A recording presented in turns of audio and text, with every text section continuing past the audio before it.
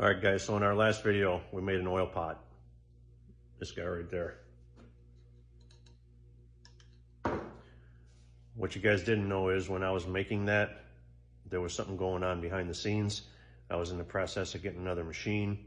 99% sure I was gonna get it, but I didn't want to say anything until I got it. After a lot of work, it's here. And this oil pot is really gonna be set up for that. But obviously I can use any other machines, but let's see what we got. Let's turn you around and show you what we got to the shop now.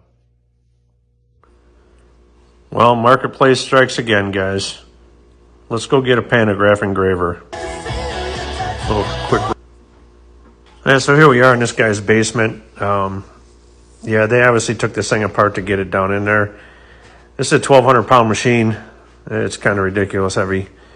Not knowing anything about this machine, I wanted to take a quick reference video. So when I went to put this thing back together, I had something to refer back to, but I knew this knee was going to have to come off of here, and it's heavy, but I wanted to get a good video of it, so I knew a little bit, where I was going with it when I went to put it back together.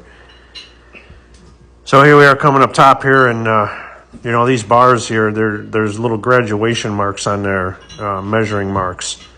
And it's just so flash rusted over, you can't even see them. But we'll get it cleaned up here. There's a staircase we had to go up. Got it cracked in two there, hanging from the beam in his basement. Managed to get it home in one piece. And here we are, got it tied down on the trailer. This thing's really awkward. It's really heavy, and it's awkward, and there's really not a good way to hold this thing. This base right there where it mounts onto the pedestal, I'll bet you this piece alone is probably 500 pounds, and it's hollow. So I mean, that gives you a little bit of an idea of what you're up against here when you go to put something like this back together. Thank God I got a rack in my garage.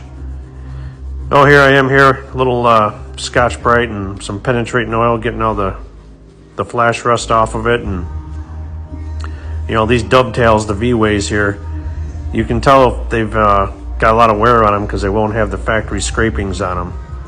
And once we got it cleaned up, by God, there they are. It's in really good shape. So someone obviously kept this thing oiled up, and they took care of it. That's what you want. That's what you're looking for.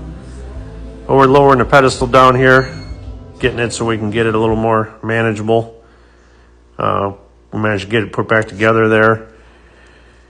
Now that it's kind of back together, now I can kind of start cleaning up on this thing. You can see a little bit of writing there.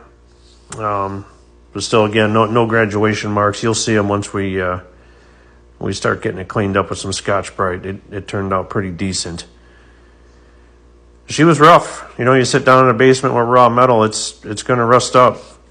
But nothing a little time with some Scotch-Brite and some WD-40 and just a little effort, and it'll come right back to life. You just got to take your time with it. Here we are here, just getting ready to wipe off the muck. Took a little time there and hit it with the Scotch-Brite, some WD, and man, it just came right back to life. That metal looks real good. Now you can actually see the name on there, and it was manufactured in Racine, Wisconsin. So that's what I had to do to the whole top half, everything, the whole machine. So there she's coming back to life now, starting to look like something. That was the before the table. That was after a little bit of work. And a manufacturer name again. There's the graduation marks I was telling you about. There's for a 2-to-1 ratio. Now you can actually see all that stuff, and there it is. All right, here it is. This is the new addition to the Creative Metals Workshop. This is a Gorton 3U pantograph engraver. Some people call it a tracer. Let me try and give you a little pan around here. This is very new to me. I knew nothing about this machine. I'm learning it. Got a little font table here. What this thing does is traces out these fonts. Move this thing around and it traces it, and as you're tracing that, it moves this spindle down here, and then that engraves on your work. I almost passed on this machine. It was in a guy's basement. This thing weighs about 1,200 pounds. So I think you understand why I was gonna pass on it. But the guy called me back and we ended up working something out. Obviously we had to go down and take this thing all apart completely in his basement to get it out, just because it's so heavy. Yeah, it was a project. But we did it, we got it out, and I brought it home, cleaned everything up, put it all back together, and here it is. I've made one cut with it. Everything works good on it. I'm gonna go ahead and make a little video here, just the abbreviations of the shop here, so you guys kind of see how this thing works. Yeah, it's totally new to me. I'm learning it as I go. Thanks to my buddy Brian over at ArcStar. He was a big influence on this for me and kind of walked me through some of the stuff.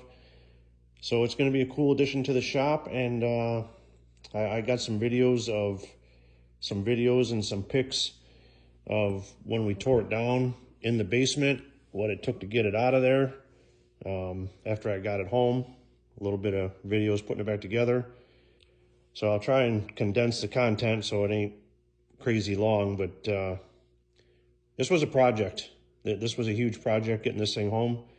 There was a ton of tooling that came with it, a ton, which anyone that knows with this machinery, that's where the money's at. This guy was a tool and die maker, and he had this thing set up to the max. So the gentleman I purchased it from, super nice guy, was more than accommodating, and he was just concerned that it went to a good home.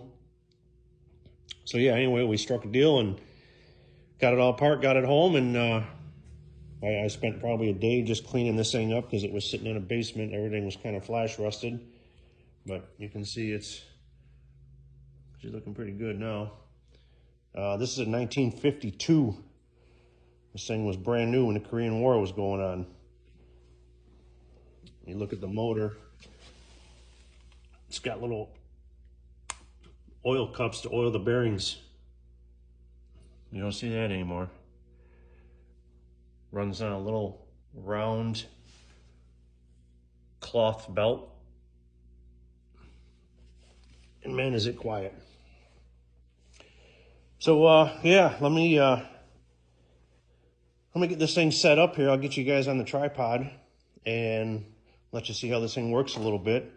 And in the meantime, I'll try and get the videos condensed of the pickup, the disassembly, and the reassembly.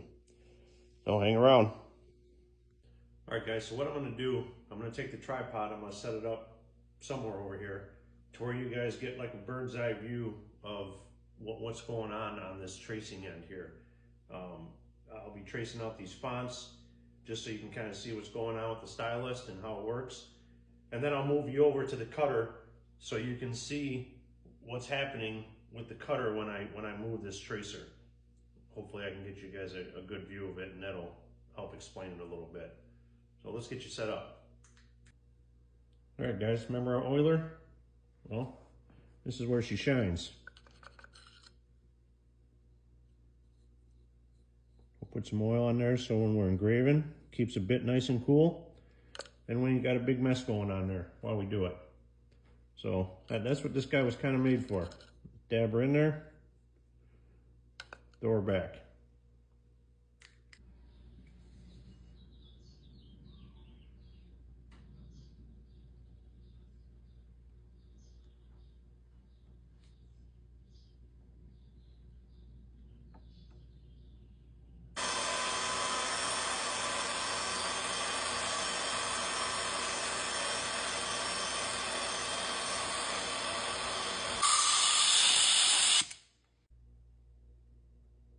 Okay, it looks like I went either a little too fast or maybe a little too deep on them other letters. The first one come out really smooth, but you get the idea there. I'll make some more here and see if we can get it nice and clean. Well, I think I see why we're kind of getting a rough cut. You can see the tips broke off there. So I got another one here. I'll show you the difference.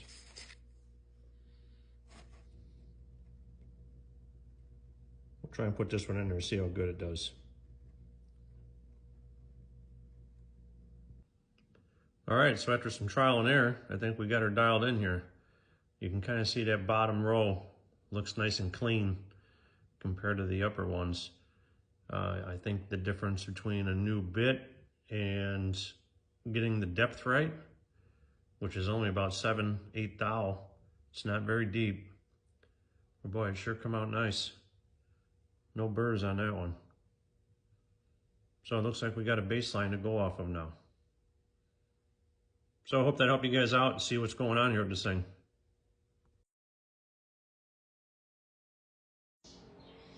All right, guys, in closing here, I just wanted to share something with you. You know, typically I would go through and repaint this thing and, you know, get it all dialed up, kind of like the other equipment in here. But, you know, this thing's got some history behind it. The patina, the wear marks of the paint, you know, it tells a little history of the machine. You know, this is typically where you'd probably rest your hand while you're running the stylus. You know, this spot down there, that'd probably be where you're resting your foot periodically. I don't know, I didn't want to take that away from the machine. So I'm not going to repaint this. I'm going to let this machine keep its patina and keep its history. And, you know, I'm going to let it tell its story on its own. I don't want to take that away from it. You know, you can kind of see the wear mark down there where the hand control is. You can't ever get that back, and you can't fake it. So, yeah, I think it's going to stay the way it is and let it be what it is. Hope you guys enjoyed the video.